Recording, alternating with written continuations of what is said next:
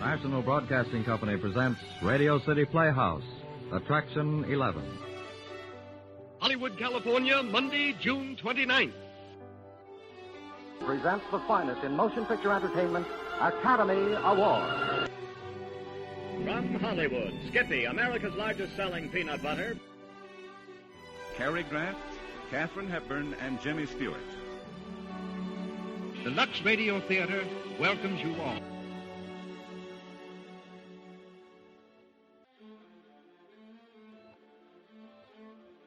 Hello everyone, and welcome to Drama and Theater, brought to you by Dwayne Old Time Radio. Before we get to today's drama, if you enjoy what I'm doing, let me ask you to subscribe to my channel. Subscribing is 100% free, and you will receive notifications on new posts. December is here, last month of 2025. I'm going to start the month. We usually start with Lux Radio Theater, but this month we're going to started with Screen Directors Playhouse. We're going to air some a couple of Christmas episodes throughout the month. We're going to start with A Miracle on 34th Street from Screen Directors Playhouse. And that one aired December 21st, 1950. Screen Directors Playhouse. Star, Edmund Gwenn. Production, Miracle on 34th Street. Director, George Seaton.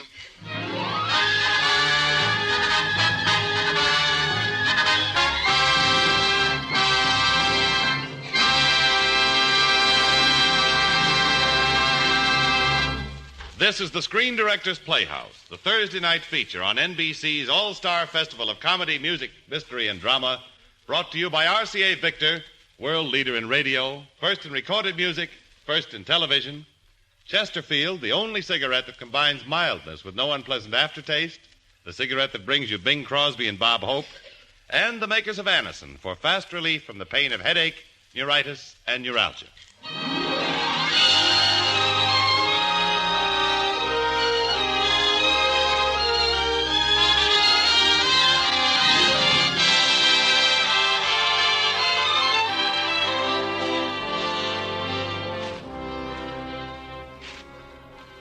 The Hollywood Screen Directors present a Christmas party for the 500 special girls and boys gathered here in our studio, and for children of all ages everywhere. We present the delightful motion picture Christmas story, Miracle on 34th Street, starring Edmund Gwenn in his original Academy Award-winning role of Kris Kringle.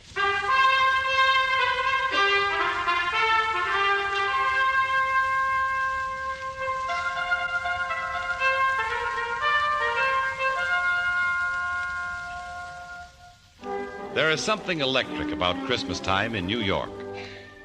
From Thanksgiving on, the air is charged with excitement.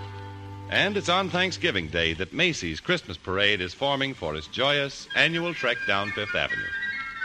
On the sidewalk, watching the bustle and commotion, stands a little old man. Resting easily on his cane, his bright eyes dart over the scene. He strokes his flowing white beard. And as he sees the parade Santa Claus in front of him, a merry smile turns his face into a mass of happy wrinkles. If you were to see him, you would think instantly of your own chimney, stockings hanging from the mantel, and that very face smiling at you from the flames of your fireplace. Suddenly his brow darkens, and he strides importantly forward. Hello there. Hello yourself. I'm sorry to interrupt you, but you're making a very serious mistake. Huh? With the reindeer, I mean. You've got Prancer where Blitzen should be, and Dasher should go on my right-hand side. Oh, he should he? Oh, yes. Look, Bud, I'm busy, see? And Are you having trouble with your whip? It's none of your darn business, but I'm all snarled up in the doggone thing. Yeah, here, I'll help you. You see, it's all in the wrist, and... You've been drinking. It's cold. Man's got to do something to keep warm. You ought to be ashamed of yourself. Don't you realize there are thousands of children lining the streets waiting to see you? Children who've been dreaming of this moment for weeks? You're a disgrace to the tradition of Christmas, and I refuse to have you malign me in this fashion. Who's in charge of this parade? Oh, go away. If you don't tell me who's in charge here, I'll tell the police officer that you're drunk. All right.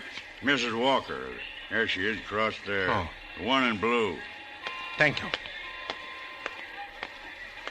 Mrs. Walker? Yes? Oh, you! What do you mean taking your costume off? Now you get dressed and get back up on your float. Me? Oh, I'm very sorry. I thought you were our Santa Claus. Your Santa Claus is intoxicated. Oh, no. Don't tell me. Shameful. I won't stand for having these children disappointed. Well, Right, so... I wonder, could you be Santa Claus? Have you had any experience? Well, a little. Would you? Please, you've got to help me out. Madam, I am not in the habit of substituting for spurious Santa Clauses. However, these children mustn't be disappointed. No, I'll do it. Oh, thank heavens. You'll never know how grateful I am. Get on your float, Santa, and thank you. Oh, Mr. Shellhammer? Yes? I turn it over to you, Mr. Shellhammer. You've done a magnificent job on it. And your new Santa Claus looks wonderful. Why, I hadn't noticed him until just now. He's the best we've ever had. Where'd you find him? I just turned around, and there he was. Well, I'm glad you turned around. I'm glad he was there. Just think if Mr. Macy had seen the other one. Just think if Mr. Gimble had seen the other one. Oh, don't even say that. What are you going to ride in the parade? Subway. I'm going home and getting a hot tub. And I might stay right there until next Thanksgiving.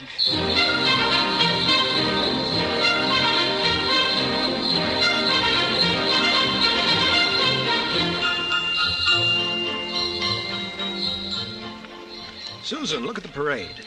I've seen it before. The music's pretty. Yes, it is. Mother will be home soon, Mr. Gailey. I hope so. It would be nice for you to meet her. Yes, I'd like that. But not before the parade's over. Oh, the parade. Say, look at that big baseball player. He was a clown last year. They just changed the head and painted him different. My mother told me. Wow, he's really a giant, isn't he? Not really. There are no giants, Mr. Gailey. Well, maybe not now, Susie. But in olden days... Not even then. Well, what about the giant that Jack killed? Jack who? Well, Jack and the Beanstalk. I never heard of that. You must have. You just forgot it. It's a fairy tale.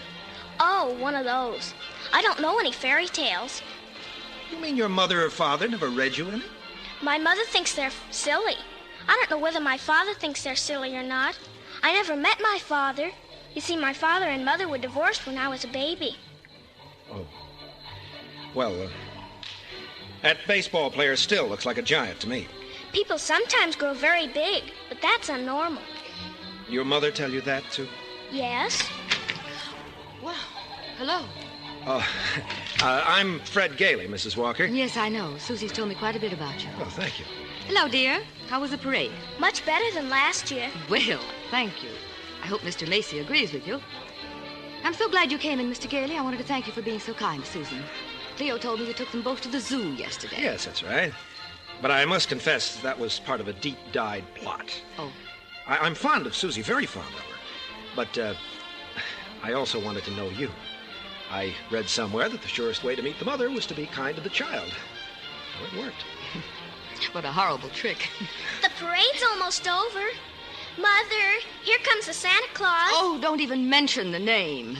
He's better than last year's. At least this one doesn't wear glasses. I see she doesn't believe in Santa Claus either. No, of course she doesn't. No Santa Claus, no fairy tales, no fantasies of any kind. Is that it? That's right.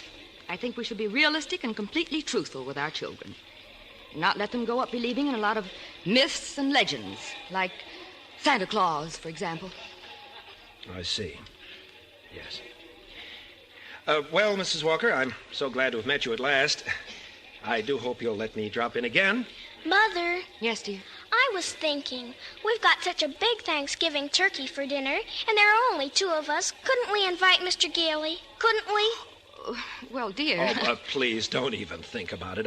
It's an awful big turkey. Well, it's not that, dear, but I'm sure Mr. Gailey has other plans. No, he hasn't. He said so, and he told me to ask you. Oh, dear. Didn't I ask all right, Mr. Gailey? Dinner's at 3:00. Thank you. Thank you very much.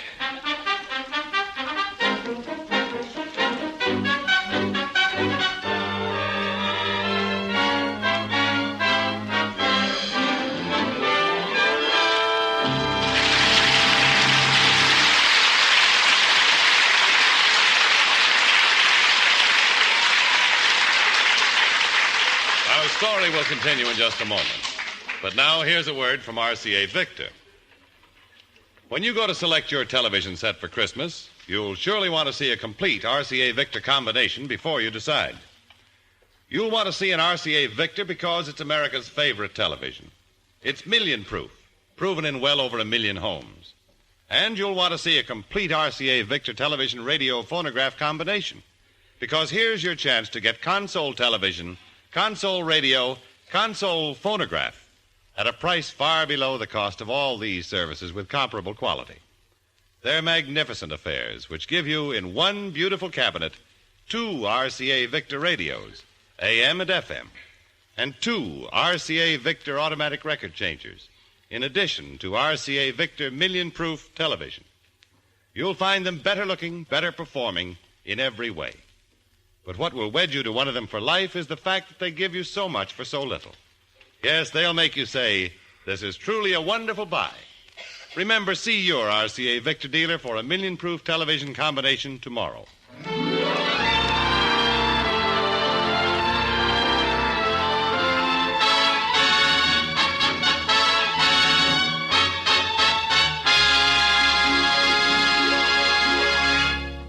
Here now is Act 2 of the Screen Directors Playhouse presentation of Miracle on 34th Street, starring Edmund Gwenn as Kris Kringle.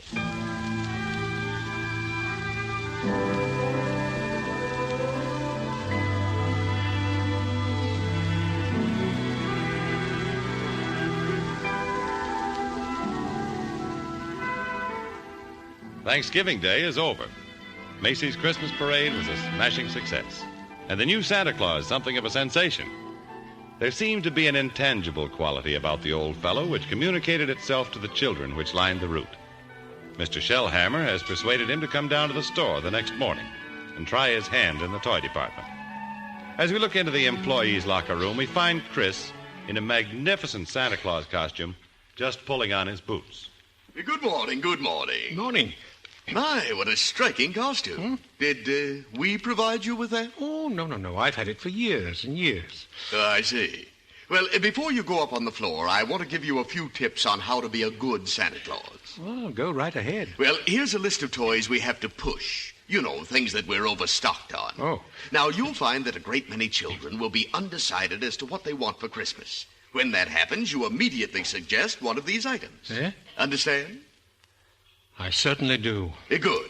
Now, you memorize this list, and when you finish, come up to the 7th floor. I'll be waiting for you. And don't be too long now. Imagine making a child take something he doesn't want just because a man like that bought too many of the wrong toys. That's what I've been fighting against for years. The way they commercialize Christmas. Well, I can't think of a better place to start this year's campaign, nor a better way to start than by tearing up this list. Oh. There. I feel better already. Yes.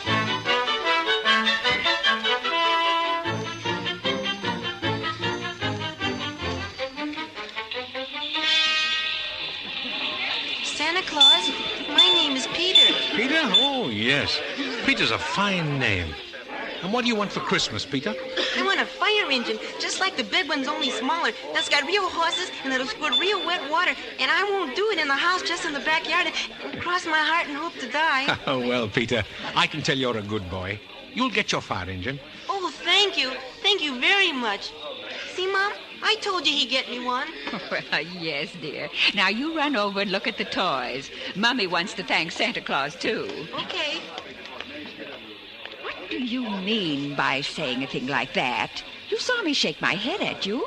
I was trying to tell you I couldn't find one. I looked all over. They're just not making that kind of fire engine. No. You don't think I'd have said that unless I was sure, do you? Let's see what my little book says. Huh? Now, here we are. The Acme Toy Company at 246 West 26th Street. And they're only $8.50. A wonderful bargain. You're recommending this company? Oh, I keep track of the toy market pretty closely. Well, does that surprise you so? Oh, it's not that so much, but What really bowls me over is that Macy's is sending me to another store. Well, the only important thing is to make the children happy, isn't it? And whether Macy or somebody else sells the toy doesn't make any difference. Well, don't you feel that way? Yes, but I never dreamed that Macy's did. Well, as long as I'm here, they do.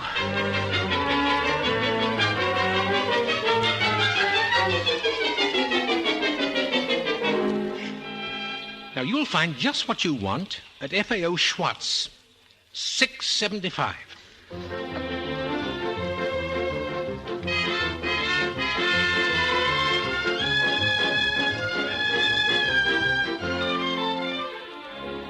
Now, Bloomingdale's has exactly what the little girl wants. $2.49, that's all. But for Johnny's wagon, I'd suggest you... Yes, I suggest you get it here. We have the best wagons in town.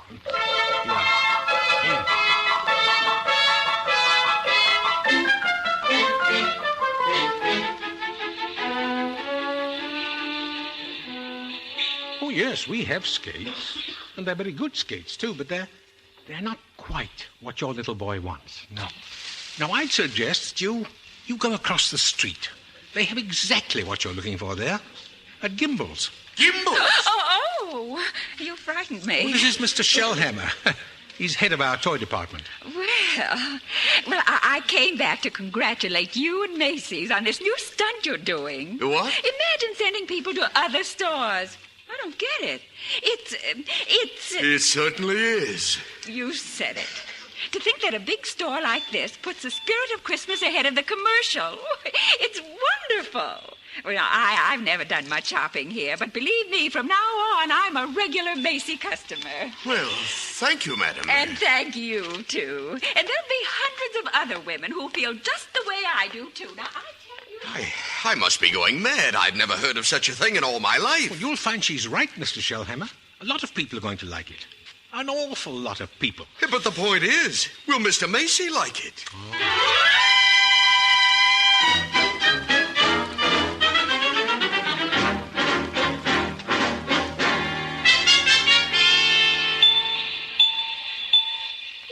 Like an awful silly thing for us to be doing, Mr. Gailey. Well, I thought as long as we were in the store, you might as well say hello to him. Why? Because maybe when you talk to him, you'll feel differently about Santa Claus. Maybe. Hello, young lady. Would you like to come up and sit on my lap? No, thank you. No? What's your name? Susan Walker. What's yours? Mine, Chris Kringle. I'm Santa Claus. Ha! Oh, you don't believe that, do you? Nope. You see, my mother is Mrs. Walker, the lady who hired you. But I must say you're the best-looking one I've ever seen. Oh. Your whiskers aren't loose at the sides. Well, you pulled them. Go on, see why. I will. Oof. Hey, they don't come off. That's because they're real. Just like I'm really Santa Claus.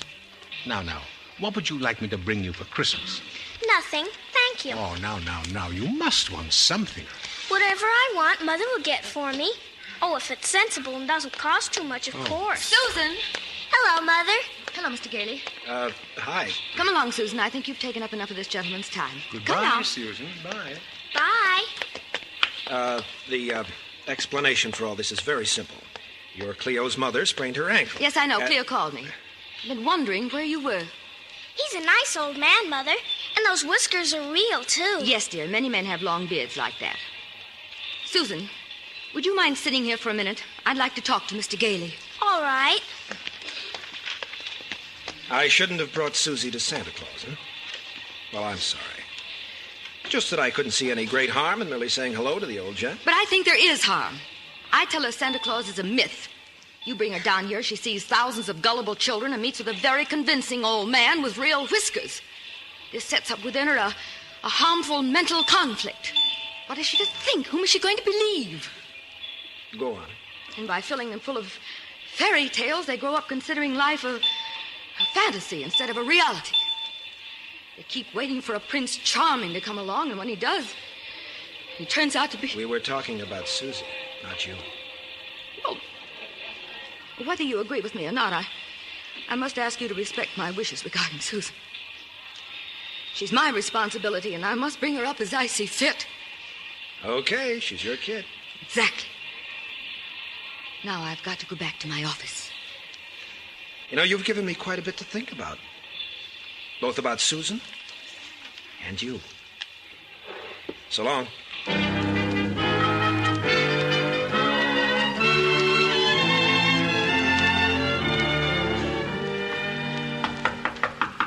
Come in. They said you wanted to see me, Mrs. Walker. Yes, please come in. Hello there, Susan Walker. Oh, it's good to see you again. It's awful nice to see you. Oh, you're awfully lucky, Mrs. Walker. That's a lovely little girl you have there. Thank you. And Susan's the reason I asked you to come here. Oh. She's a little confused, and maybe you can help to straighten her out. I'll be glad to. Would you please tell her that you're not really Santa Claus? That there actually is no such person? Well, I'm sorry to disagree with you, Mrs. Walker, but not only is there such a person, but here I am to prove it. No, you misunderstand. I want you to tell the truth. What is your name? Kris Kringle. Susan, I'll bet you're in the first grade. Second. I mean your real name. Well, that is my real name. Second grade? It's a progressive school. Oh. Miss Adams, please bring in the Santa Claus file. Hold the employment cards. That hat of yours is very cute. Where did you get such a lovely outfit? Macy's. We get 10% off. Now, please don't feel that you have to keep pretending for Susan's benefit. She's an intelligent child and always wants to know the absolute truth. Good, because I always tell the absolute truth. Now, Susan, about your school. What's the name of your teacher? Oh, thank you, Miss Adams. Now then, is this your card? Let's see. Yes, that's it. Name, Kris Kringle. Mm-hmm. Address, Brooks Memorial Home, Great Neck, Long Island. Age, as old as my tongue, and a little bit older than my teeth.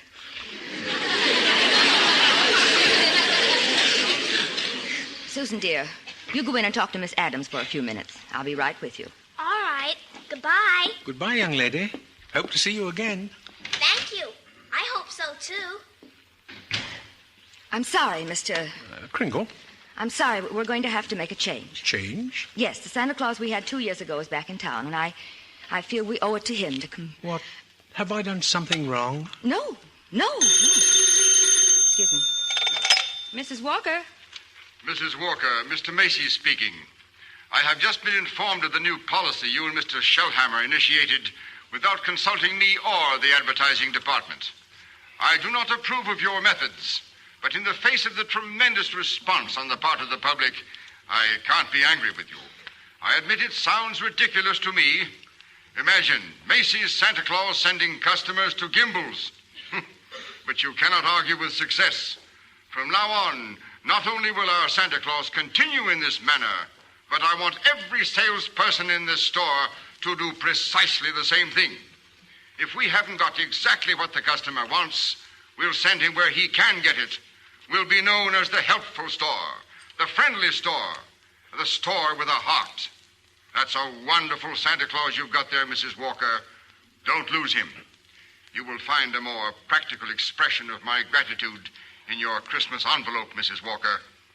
My congratulations. That was Mr. Macy. Talks a lot, doesn't he? Sometimes. Mr. Macy suggested we find something else for the other Santa Clauses and keep you on. Oh, well, thank you. Thank you. That's mighty good news. You'll be here in the morning? I certainly will.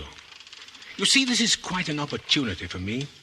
For the last 50 years or so, I've been getting more and more worried about Christmas. It seems we're all so busy trying to beat the other fellow in making things go faster and look shinier that Christmas and I are getting sort of lost in the shuffle. Oh, I don't think so. Christmas is still Christmas. Yes, Christmas isn't just a day. No, it's a frame of mind. And that's what's been changing. That's why I'm glad I'm here. Maybe I can do something about it. And I think you and Susan are going to help me more than anybody. We are. How? Well, you two are sort of the whole thing in miniature. If I can win you over, then there's still hope. If not, well, I warn you, I don't give up easily. No. Good night, Mrs. Walker. Good night, Mr. Kringle.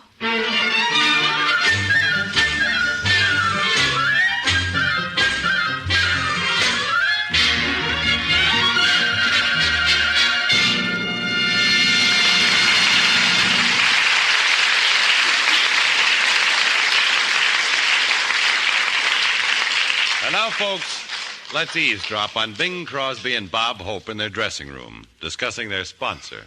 The Chesterfield people are wonderful to work for. Well, Chesterfield didn't hire us for radio alone, you know. We got to do a lot of personal work for the firm. That's right. We're here in San Francisco on a very special mission. I'm working the mural room at the St. Francis, and Bob is cigarette girl at the top of the mark. They tried Crosby at the top of the mark, but he got the bends. Seriously, friends, Skinflint and I, we do agree 100% on this. Chesterfields are milder. And they leave no unpleasant aftertaste. So always buy our cigarette, Chesterfield. The best cigarette for you to smoke. Chesterfield, always wins first place. That milder, mild tobacco never leaves an aftertaste. So open a pack, give 'em a smell. Then you smoke 'em. Don't forget to give Crosby for Christmas. I mean the Chesterfield Christmas carton with Bing as Papa Santa Claus. You are listening to the Screen Directors Playhouse, the Thursday night feature of NBC's All-Star Festival. The third act of Miracle on 34th Street will continue after a brief pause for station identification.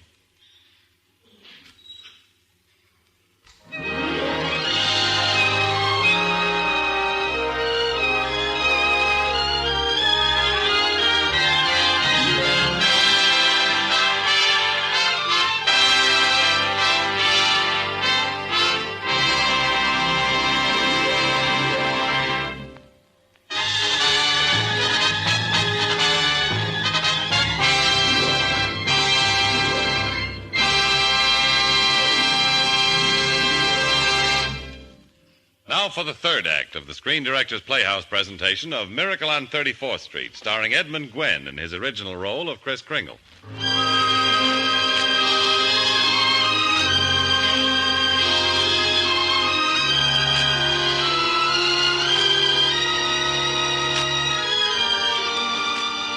Business is booming at Macy's. Kris Kringle's popularity is growing by leaps and bounds. Doris Walker is still worried because she cannot dismiss the thought that Kris is slightly unbalanced. Now, this seems logical to her because he obviously thinks he is Santa Claus. Fred Gailey, however, feels differently and has brought the old gentleman home to dinner. Kris has dropped into Doris's apartment to call on Susan. Hello. Hello. Thanks for inviting me to dinner. It was a great pleasure. Susan, I'm going to try again. I want a chance to prove to you that there is a Santa Claus. Well, now, there must be something you want for Christmas. Something you haven't even told your mother about? No, there isn't. Oh, now, why don't you give me a chance, eh? All right. I want a house for Christmas. Oh, you mean a doll's house? No, a real house. Huh? And if you're really Santa Claus, you can get it for me. And if you can't, you're only a nice man with a white beard like Mommy says. Now, wait a minute, Susie. Just because every child can't get his wish, now, that doesn't mean there isn't a Santa Claus. That's what I thought you'd say. Yeah, but don't you see, some children wish for things they couldn't possibly use. Like real locomotives or B-29s. But this isn't like a real locomotive or a B-29. Well, it's awful big for a little girl like you. Now, what could you possibly do with a house? Live in it with my mother. What? But you've got this lovely apartment. I don't think it's lovely. I want a backyard with a swing and a garden and lots of things growing in it. Oh. But I guess you can't get it, huh? Well, no. No, I didn't say that. It's a tall order, you know, Susie, but I'll do my best. Okay. Okay, Susie. Let's have some dinner now, shall we? Huh? After that, I'll go to work on your problem.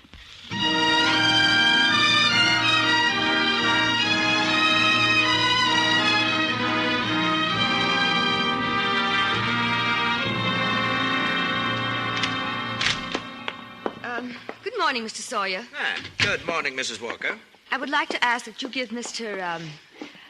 Kringle our test, if you will. Oh, yes. He's our Santa Claus, isn't he? And his name is Kringle. How fascinating. How do you do, Mr. Kringle? How do you do? I must say that's a very ingenious name to have chosen. It did get you the job, didn't it? Or vice versa. What? I'll leave you two. Will you call me later, Mr. Sawyer? Yes, of course.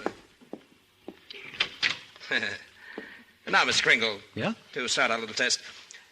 Who was the first president of the United States? George Washington. How much is 3 times 5? 15. How much did you say? 15. You're rather nervous, aren't you, Mr. Sawyer? Did you get enough sleep? My personal habits are of no concern to you. Now, how many fingers do you see? 3. Oh, you bite your nails, too. Oh, that's often a sign of insecurity. Kringle, you will pay attention to what I'm saying. Oh, I'm sorry. I was just trying to help. I did not call you in here to help me, Kringle. I called you in here to find out about you, and I'm certainly finding out. Did I answer the questions wrong? I'm asking the questions, you old screwball. I don't believe that Mrs. Walker intended me to have this kind of examination. What? No. I have great respect for psychiatry and great contempt for muddlers who go around practicing it. Why, you... Are you a licensed psychiatrist? Oh, that is none of your business. I thought so. Mr. Sawyer, you are a phony. You ought to be horsewhipped. How dare you? Now, you leave this office immediately. I shall, but before I do, you listen to this. Now, either you stop analyzing, as you call it, at once, or I'm going to tell Mr. Macy what a contemptible, malicious fraud you are. You get out of here before I throw you out. I wouldn't try that. Get out of here. There's only one way to handle a man like you. You won't listen to reason. You're heartless. You have no humanity. Are you going to leave? Yes. There's only one way to handle your kind. My cane, if you please. Thank you. Oh! Good day, Mr. Sawyer.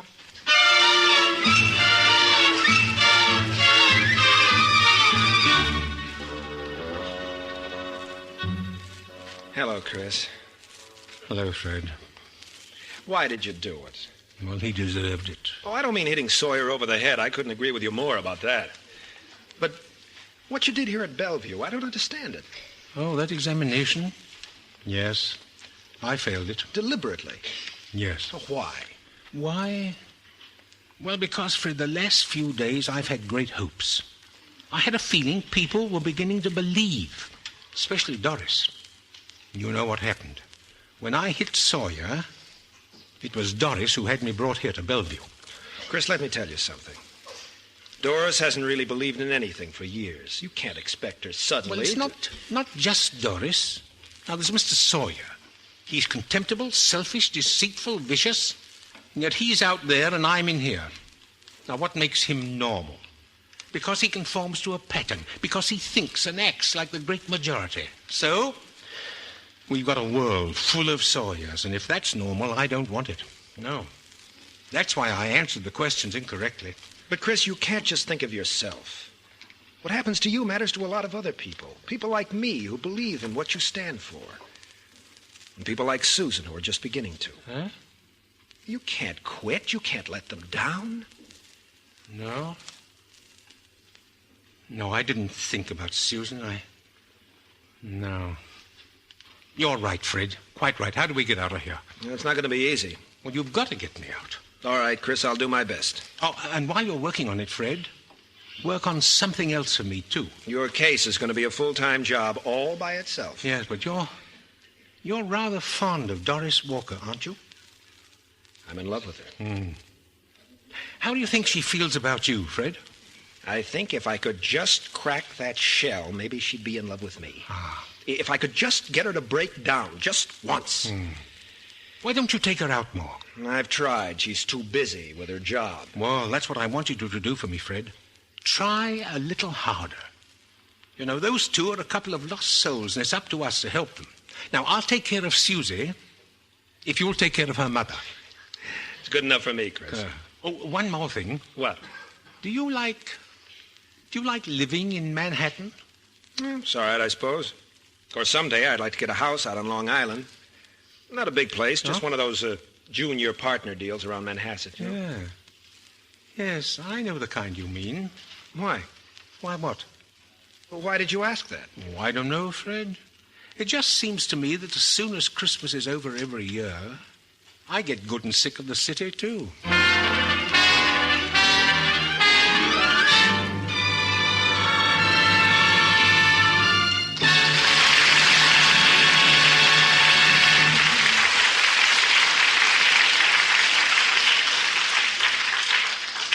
Every day you hear more and more about an incredibly fast way to relieve the pains of headache, neuritis, and neuralgia.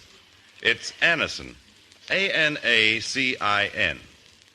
Now, the reason Anacin is so wonderfully fast-acting and effective is this. Anacin is like a doctor's prescription. That is, Anacin contains not just one, but a combination of medically proven active ingredients in easy-to-take tablet form.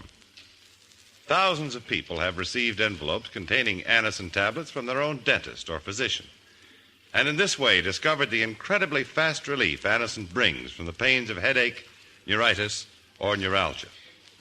So the next time a headache strikes, take Anacin. A-N-A-C-I-N. Anacin in handy boxes of 12 and 30. Economical family-size bottles of 50 and 100. Ask for Anacin at any drug counter.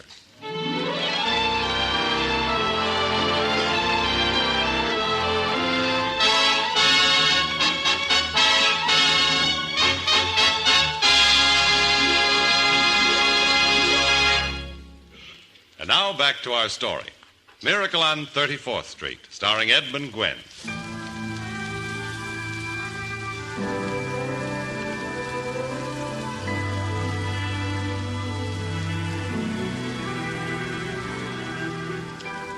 So, with Christmas right upon us, Kris Kringle is in Bellevue, with a competent authority of psychiatrists judging him insane. At any moment, papers of commitment will be put through the New York courts, which will keep Kris committed permanently. Fred Gailey has managed to file his claim for a formal hearing. In the matter of Kris Kringle, Your Honor, the commitment papers are before you. If Your Honor please, I should like to call the first witness. Proceed, Mr. Mara. Mr. Kringle, will you take the stand? Good morning, Your Honor. Good morning. Before you begin, Mr. Mara, I want to explain to the witness that this is a hearing, not a trial. Mr. Kringle, you do not have to answer any questions against your wishes or even testify at all. We have no objection, Your Honor. Oh, I'll be glad to answer any questions that I can. What is your name? Kris Kringle. Where do you live? Well, that's what this hearing will decide. A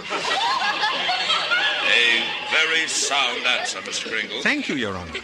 Do you believe that you are Santa Claus? Well, of course. The state rests, Your Honor. Well, Mr. Gailey, do you wish to cross-examine the witness? I believe he was employed to play Santa Claus. Perhaps he did not understand the question. Oh, I understood the question perfectly, Your Honor. No further questions at this time. Well, in view of this statement, do you still wish to put in defense, young man? I do, Your Honor. I'm fully aware of my client's opinions.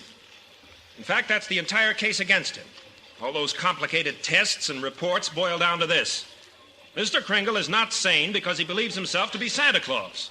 An entirely logical and reasonable assumption, I'm afraid. Well, it would be if the clerk here, or Mr. Mara, or I believed that we were Santa Claus. Anyone who thinks he's Santa Claus is not sane. Not necessarily. For example, Your Honor, you believe yourself to be Judge Harper. And nobody questions your sanity, Your Honor, because you are Judge Harper. I know all about myself, young man. Mr. Kringle is the subject of this hearing. Yes, Your Honor.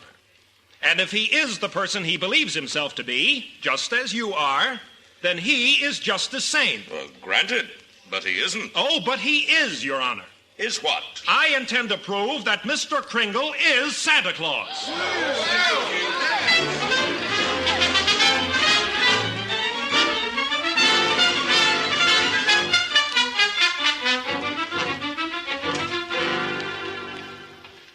Doris. Well, hello. Oh, I'm glad you're home. I read the paper, Fred. You're not serious about this. Of course I am. But you can't possibly prove that he's Santa Claus. Well, why not? He made Macy and Gimble shake hands, didn't he? That was impossible, but it happened. I'd like to know what your firm thinks about this. They are saying that I am jeopardizing the prestige and dignity of an old established law firm. And either I drop this impossible case immediately, or they will drop me. The old buzzards. Well, I guess that's that. Yep. They left me no choice. So I quit. Fred, you didn't. Of course I did. I can't let Chris down. He needs me, and all the rest of us need him. Look, darling, I love Chris, too. He's a kind, wonderful old man, and I admire you for wanting to help him. But you've got to be practical. You can't throw your career away because of sentiment. I'd like to prove something to you. And I can, too. Turn on the radio. Why? Because I want to show you what's happened lately with sentiment. It's become darn good business. It's all over the place. Everybody's doing it. Here Ladies comes and gentlemen, Hal. Listen. The car of the year is a good car. Please don't misunderstand. There are many good cars. There are higher priced and lower priced. If you'll bring us an idea of your requirements, we'll tell you very honestly whether we think ours is the car for you. If not, we'll recommend cheerfully the car you should have regardless of who makes it. Hear that? A year ago, that company would have killed themselves before okaying copy like that. And what's happening? They're doing the biggest business in their history. You can blame that on Chris. Yes, I know, but... Do you realize that a little old man that I'm defending is responsible for all those commercials? You know what he's done for the industry of this country? Maybe it's because public response has made it impossible for advertisers to be anything but generous, but it's his fault. He started the whole darn thing. But you can't toss everything out the window because of a sentimental whim. Darling, one experience doesn't make a life. You've got to have faith. It's not a question of faith. It's just common sense, Fred. Faith is believing in things when common sense tells you not to. And I guess these last few years you've developed too much common sense. And yet with all my common sense, I was just beginning to think it would work out for us. So was I. But can I help you with the tree? Thanks, I can do it. Well, good night. Good night.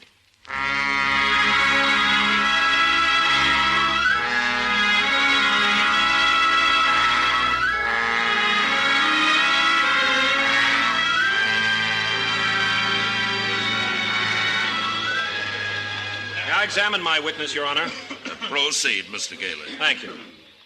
What is your name, sir? R.H. Macy.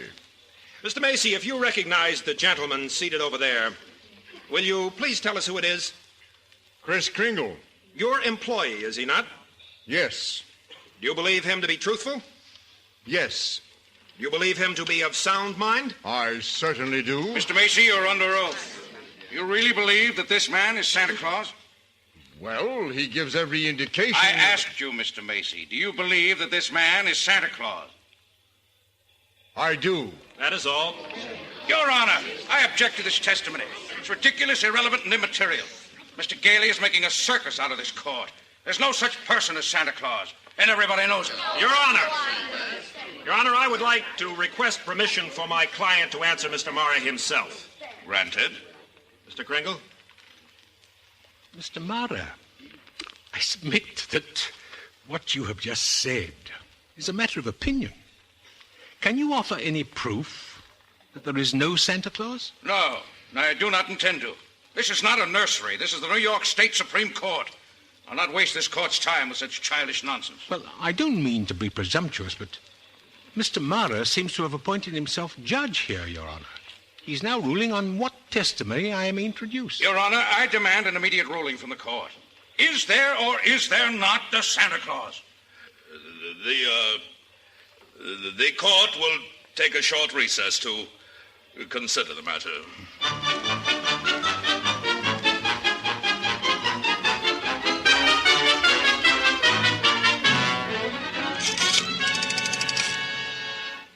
Oh, hello, darling.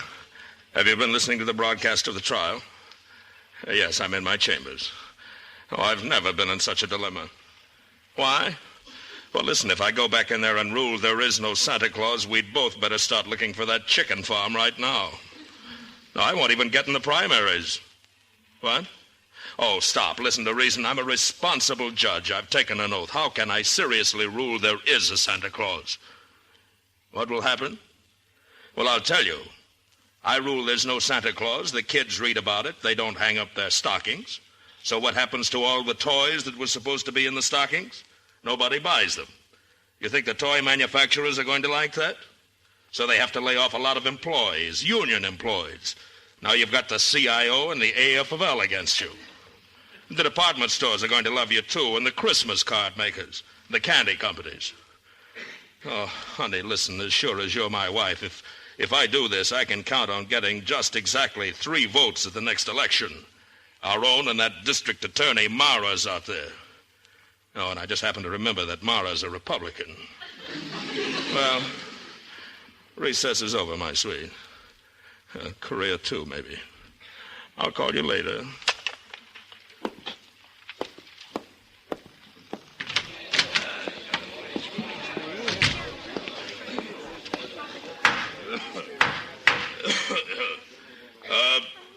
Before making a ruling, this court has consulted the highest authority available. The question of Santa Claus seems to be largely a matter of opinion. Many people firmly believe in him. Others do not. American justice demands a broad and unprejudiced view of such a controversial matter. This court, therefore, intends to keep an open mind. We shall hear evidence on either side. Your Honor, the burden of proof for this ridiculous contention clearly rests with my opponent. Can he produce any evidence to support his views? If the court please, may my client take over for me? Well, yes, of course. Well, will Thomas Mara please take the stand? Oh, me? No, Mr. Mara. Thomas Mara, Jr. Yeah. Now, Tommy, now. You know the difference between telling the truth and telling a lie, don't you? Gosh, everybody knows you shouldn't tell a lie, especially in court. Tell me, do you believe in Santa Claus, Tommy? Sure I do. He gave me a brand new sled last year, and this year I wrote him that I wanted a... And what does he look like? You? I object. Overruled. Well, tell me, Tommy, why are you so sure there is a Santa Claus? Because my daddy told me so. Didn't you, Dad?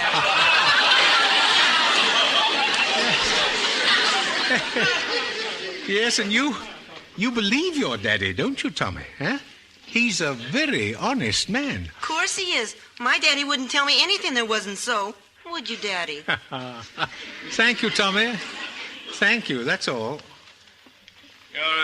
Your Honor, State of New York concedes the existence of Santa Claus. But, in so conceding, we ask of Mr. Gailey and his client to cease presenting personal opinion as evidence. The state could bring in hundreds of witnesses with opposite opinions, but it's our desire to shorten the hearing rather than prolong it. I therefore demand that Mr. Gailey now submit authoritative proof that Mr. Kringle is the one and the only Santa Claus. Your point is well taken, Mr. Mara. I'm afraid I must agree. Mr. Gailey, are you prepared to show that Mr. Kringle is Santa Claus on the basis of competent authority? Not at this time, Your Honor. I ask for an adjournment until tomorrow.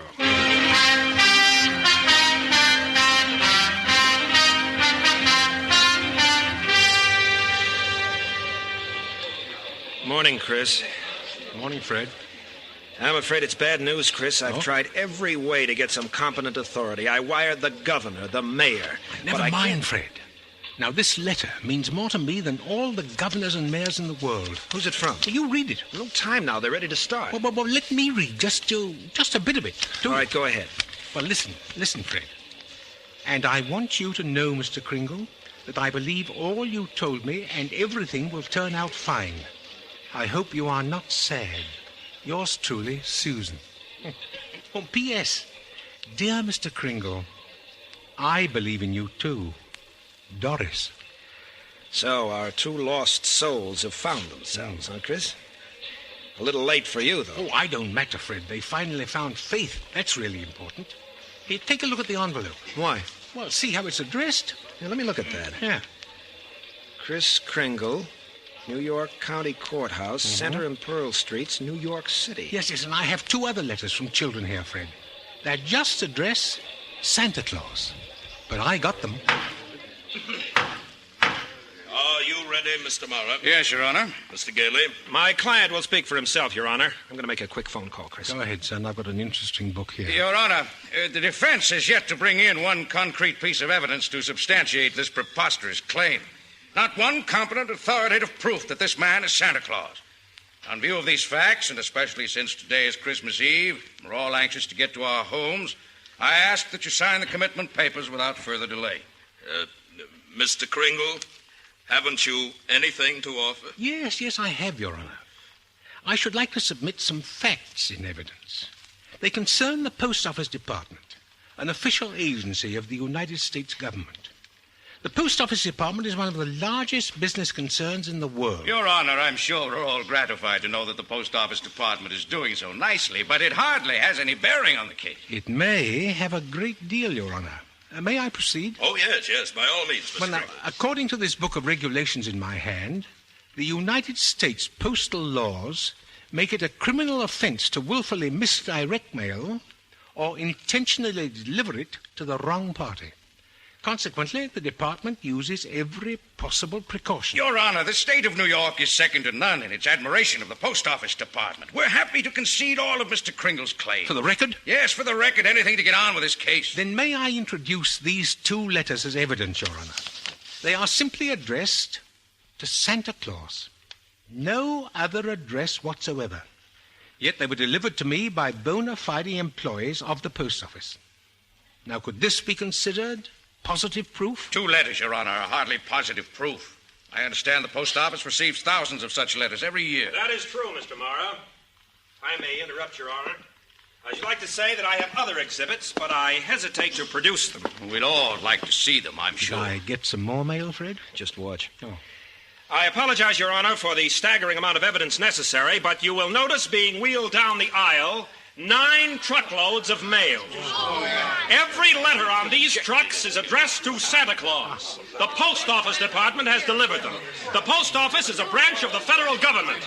Therefore, the United States government recognizes this man, Kris Kringle, as the one and only Santa Claus. Since the United States of America believes this man to be Santa Claus, this court will not dispute it. Case dismissed.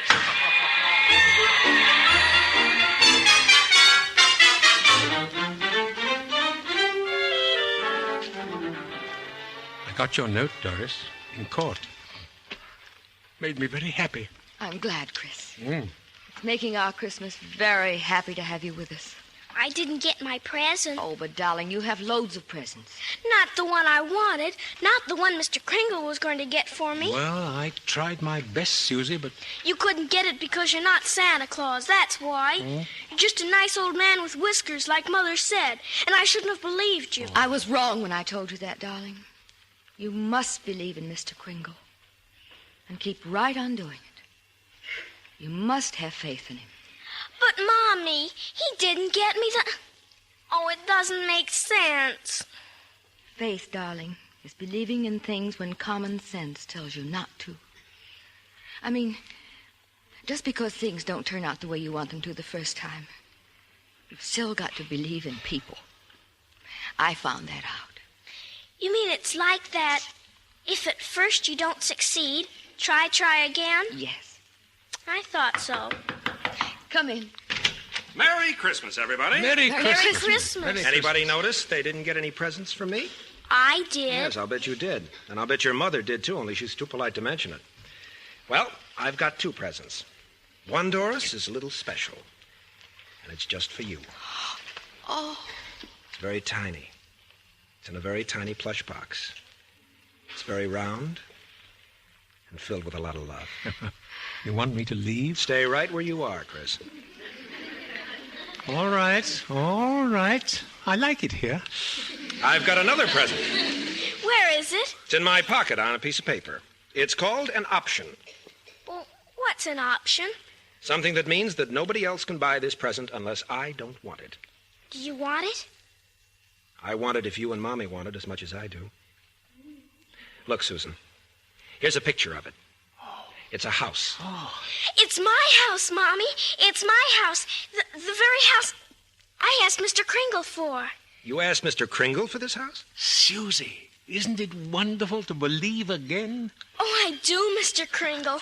I do. So do I, Chris. And that's the happiest Christmas that you could possibly give me. I believe, too, Chris. You know that. Tell me something. Oh, anything, Fred. Who are you? Me? I'm Kris Kringle. Bye.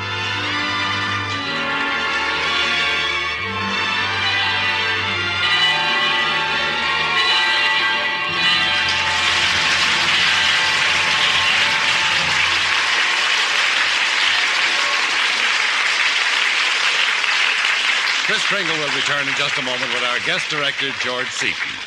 But now, here's what happens when Bing and Bob meet on a shopping tour. Here we go. Where you been, genius? In some corner drugstore getting your kicks at the comic book counter? No, I was at the prescription counter admiring your picture on the iodine bottle.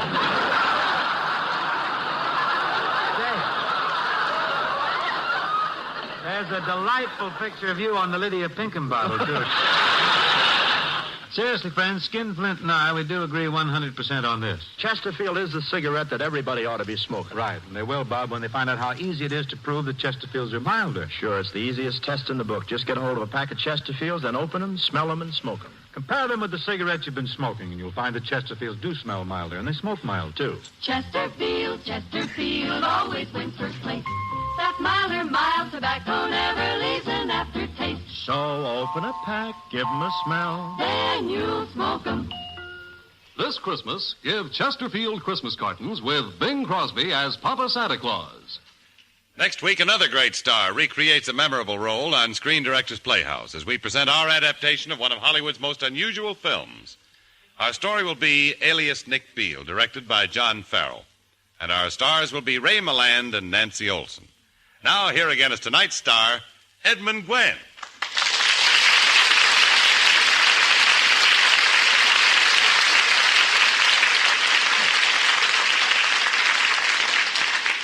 Well, thank you. Thank you very much. Our play, you know, isn't really over. It's true that the pages of our script have been acted out, but that's scarcely the end of Kris Kringle, is it? No. Anyway, not for the 500 girls and boys in our studio audience tonight. No, and not for you either, I expect. That's because the old duffer is completely timeless. And although this particular Kris Kringle doesn't seem to have any end, he did have a beginning. Yes, he began on the screen with one of Hollywood's most brilliant writer-directors. I'd like to introduce him to you now. The creator of Miracle on 34th Street, and of such other films as Apartment for Peggy, The Big Lift, George Seaton.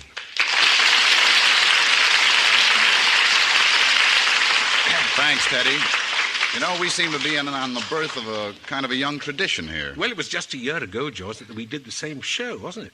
With the same wonderful audience of boys and girls. Another Screen Directors Christmas party, and Kris Kringle hasn't changed a bit. Well, that's one of the nicest things about playing Santa Claus. The part goes on, year after year. And, of course, we actors are very fond of those kind of roles. And directors are very fond of your kind of acting. Teddy, your performance in Miracle made a dream come true. Oh? Because when Valentine Davies and I started to write the screenplay, well, it's all we had to go on, a dream, an idea, just a hope that we could capture on celluloid that thing called Christmas spirit, and Teddy, you're it. Oh, my dear George, the way I fill a Santa Claus suit to bursting, I don't quite fancy myself as a spirit. You're Santa Claus to the fingertips. And you've got an assignment. What, to give a performance? To give out the gifts that NBC is giving to these 500 youngsters. Oh, I'll accept that assignment, yes. You'll help, Mr. Director? I'll help, Mr. Actor. Good. Then since I'm still Kris Kringle, I'm really the most appropriate one to wish the audience a Merry Christmas from all of us on the Screen Directors Playhouse. May it bring you the most precious gift of all, happiness. Good night. And so ends Screen Directors Playhouse, the Thursday night feature on NBC's All-Star Festival, brought to you by RCA Victor, world leader in radio, first in recorded music and first in television, Chesterfield, the only cigarette that combines mildness with no unpleasant aftertaste, and the makers of Anacin for fast relief from the pain of headache, neuritis, and neuralgia.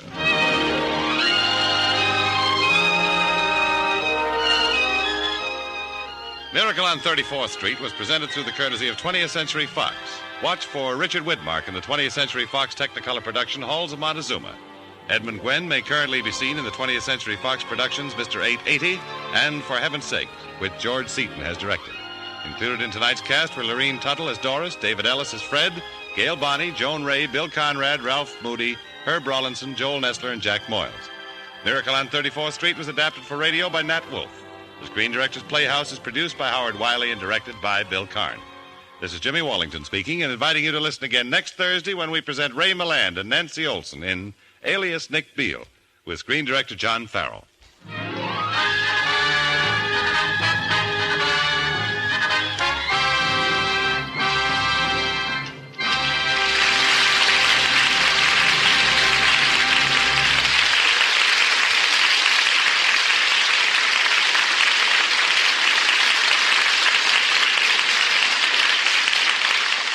Listen again next week to Screen Directors Playhouse, the Thursday night feature on NBC's All-Star Festival of Comedy, Music, Mystery, and Drama.